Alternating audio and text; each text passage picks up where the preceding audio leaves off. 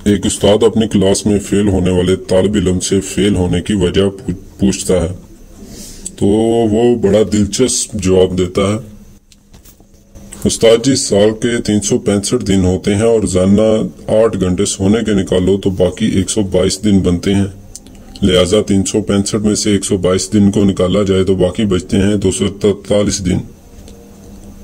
गर्मी सर्दियों की छुट्टियां मिलाओ तो तकरीबन 90 दिन बनती हैं। तो इस लिहाज से 243 में से 90 को निकाला जाए तो बाकी बचते हैं 153 दिन। पूरे साल में 52 इतवारें होती हैं, तो 153 में से 52 को निकाला जाए तो बाकी बचे 101 दिन। कभी पाकिस्तान डे, कभी इकबाल डे, कभी कायद डे और इसी तरह ईद, मुहर्रम वगैरह की छुट्टियां शामिल की जाएं तो तकरीबन 20 छुट्टियां वो बनती हैं। लिहाजा 101 में से 20 को निकाला जाए तो बाकी बचे 81 दिन।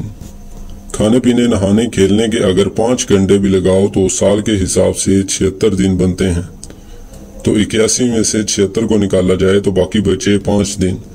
कभी स्कूल का ट्रिप चला जाता है, कभी हम बीमार हो जाते हैं, तो अगर इन सब के 4 दिन भी लगाओ तो 5 में से 4 को निकाल लें तो बाकी बचा 1 दिन। और उस्ताद जी, साल में 1 दिन तो अपने बर्थडे का भी आता है। अब आप ही बताओ, भला अपने बर्थडे वाले दिन भी कोई पढ़ता है?